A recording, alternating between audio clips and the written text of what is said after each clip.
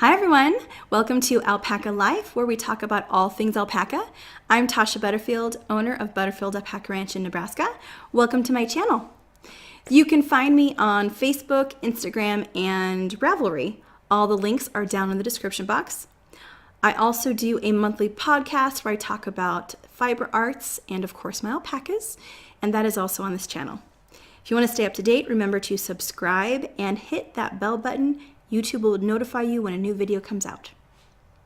So in this video, we are talking about options for processing your alpaca fiber. If you're watching this video, you might be a new alpaca owner or someone who's looking into alpacas, or someone who's had alpacas for a while and you're wanting to have a greater rate of return on your fiber, or maybe a return on your fiber period. Okay, so first we're going to talk about co-ops. So co-ops are places where you submit your fiber. You might be a share member, or maybe you pay into a membership, you submit your fiber, and at some point you get a financial return back. Now this is the least hands-on option, and it's also the least rate of return on your investment. There are also businesses who will outright buy your alpaca fiber, and that varies across the country. What they're looking for, how much they'll pay, how the whole process works varies as well. I know of 2 co-ops. I know that there are more. I just am not familiar with the names or where they're at, but the 2 that I can tell you about right now is NEAFP, which is New England Alpaca Fiber Pool, and they are on the East Coast. And then there's Natural Fiber Producers over on the West Coast, and both of them work a little bit different. You'll need to visit their websites to see what they require for membership or how to submit fiber and how you get paid for that. Next, let's talk about artisan fiber mills. So this is a segment of the industry that is rapidly growing, and that is because more and more people are doing more things with their alpaca fiber. A lot of the people coming into the industry have a fiber focus, and if you have a lot of fiber, mills are the way to go. An artisan fiber mill is going to be a small business that has smaller commercial type machines that do the processing that we otherwise would need to do by hand. So we don't have, a lot of commercial level mills in the United States, especially for alpaca. We have a lot of these smaller mills, but they do a lot of fabulous work. And because more people are looking to have their alpaca fiber processed, there's a greater need out there for these mills. With that said, there's a greater wait time right now, at least at the filming of this video. There's a long wait time to get your fiber into a mill and processed. So this is going to take a lot of planning on your part.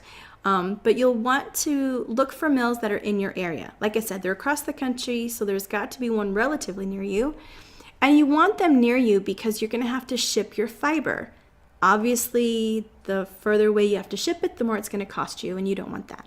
So you want to balance between a really great mill that produces great product for you and also the cost to ship actually both ways. I think that you're charged both ways. I do have a video where we took a tour of a mill near me called the Shepherd's Mill in Phillipsburg, Kansas. Sorry about that. I'm in Nebraska. The mill is in Kansas. But it's not that far from me. I'm really close to the state line. So yes, if you want to see what the inside of a mill is like and what they do, go check out that video. It also gives you a sense of what the steps are and all the decisions that you need to make. There's a lot of options in product that you can get back. You can get back cloud, roving, yarn. With yarn, you need to decide your plies, your weights. Of course, color comes into the options at all those levels. And I'll be doing future videos helping you learn and make decisions on what it is you need to talk to your mill about in terms of what product you want back. And then finally, we have hand processing. This is going to be great for those with just a few animals and you might not have that much fiber to process. It's also great if you're just starting and you kind of want to get a sense of what this process actually is.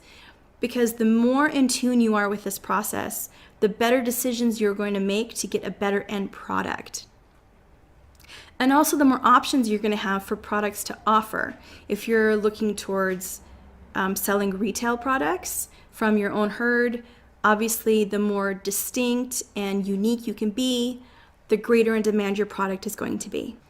I do have a few videos on the 7 steps for processing alpaca fiber. I will link that up in the corner here and also down in the description box. So that'll give you an idea of what the steps are and what it's like doing that at home versus what a mill is going to do. And then you can decide what parts of the processing you are willing to take on right now and what parts you may want to take on in the future. In terms of rate of return, hand processing is the best way to go.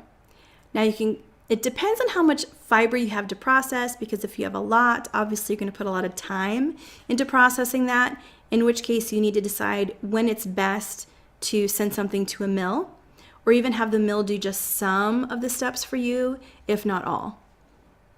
So I'm curious, what fiber processing have you tried so far?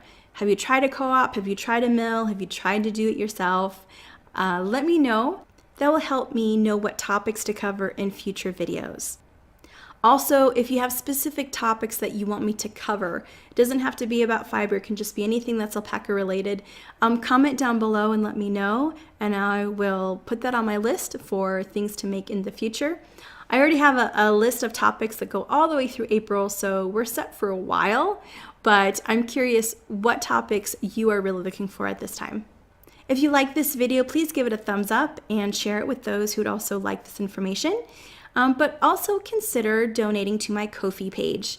This is a way to leave me a tip. You go over there and you buy a coffee, but this money will go towards upgrading filming equipment and my video editing software. So I'll be able to make better videos for you in the future. If you haven't already, remember to subscribe to the channel, and I will see you on the next video.